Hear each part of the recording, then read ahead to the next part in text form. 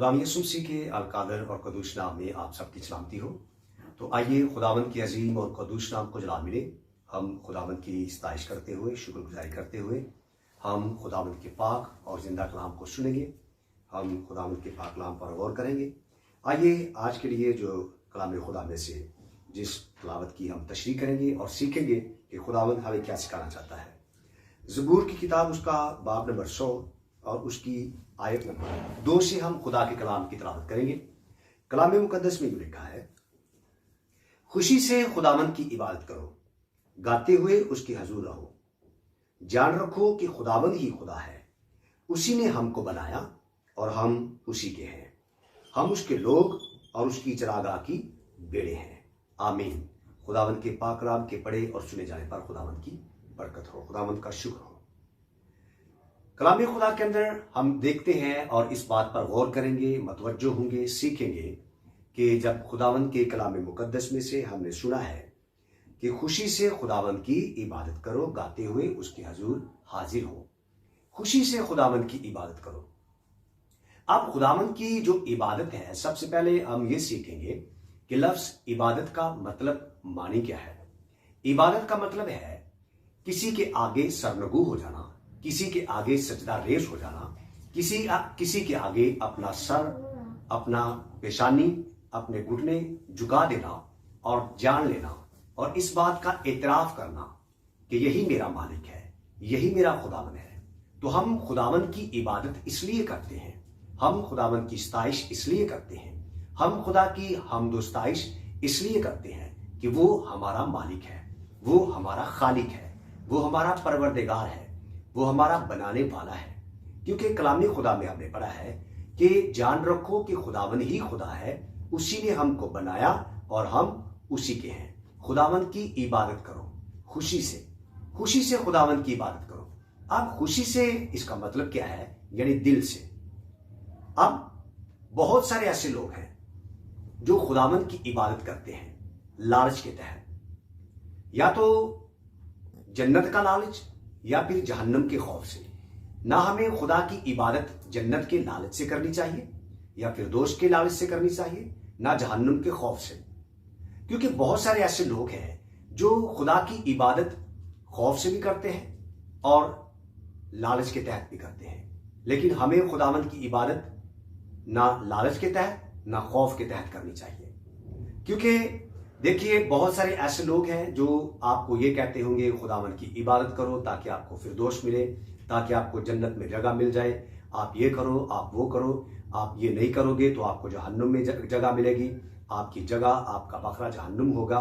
लेकिन इन सारी बातों को पीछे करते हुए खुदा का कलाम कहता है कि हमें खुदा की इबादत ना जन्नत के लालच से ना जहन्नुम के खौफ से करनी चाहिए, बल्कि इस बात को मद्देनजर रखते हुए खुदा की इबादत करनी चाहिए कि वो इस लायक है खुदा कि हम उसकी इबादत करें, क्योंकि वो हमारा बनाने वाला है, वो हमारा परवरदिगार है, वो हमारा खालिक है, वो हमारा मालिक है।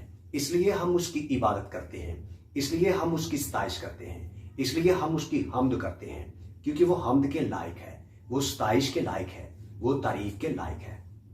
तो इसलिए खुदावंद की तारीफ हो, खुदावंद की तमजीद हो कि हम जब खुशी से खुदावंद की इबादत करते हैं, खुशी से खुदावंद की सताइश करते हैं, खुशी से हम उसके आगे झुकते हैं, खुशी से हम अपने घुटने उसके आगे झुका देते हैं, खुशी से हम अपने पेशानी को उसके आगे झुका देते हैं, खुशी से जब उसकी हमद करते हैं, उसकी सताइश करते हैं, तो ये सारी बातें इस बात की दलील है कि वो इस लायक खुदा है।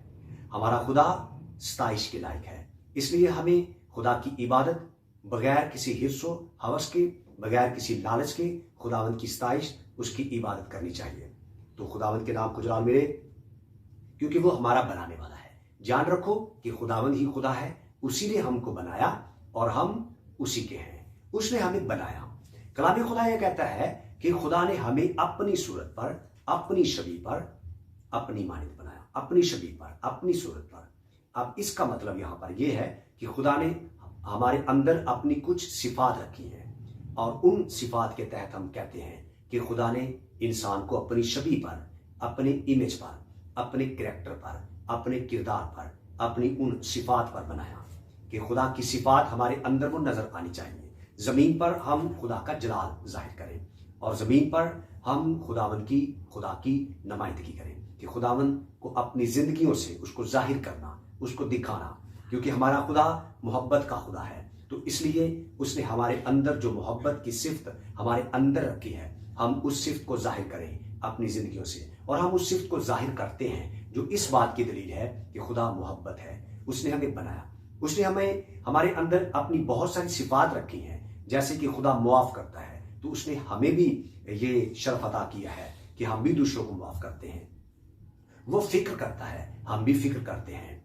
वो हमसे प्यार करता है, हम भी एक दूसरे से प्यार और मोहब्बत का हम इजहार करते हैं। तो ये खुदा की वो सिफात है कि खुदा को जाहिर करना अपनी जिंदगियों से, इस जमीन पर होते हुए हमें खुदा का इजहार करना अपनी जिंदगियों से, अपने कामों से, अपने करैक्टर से, अपने किरदार से खुदावंद को जाहिर करना इस जमीन पर। और फिर क्योंकि लिखा है खुदा ने हमें अपनी शरीर पर, अपनी सूरत पर, अपनी मानित बनाया। ध्यान रखो कि खुदावन ही खुदा है, उसी ने हमको बनाया और हम उसी के हैं। खुदावन के नाम को जलाल मिले। खुदावन आप सबके साथ हो। मैं ईमान रखता हूं कि इस मैसेज के वसीला से, इस पैगाम के वसीला से आपको बहुत ज्यादा बरकत मिली होगी। खुदावन आपके साथ हो। आमीन।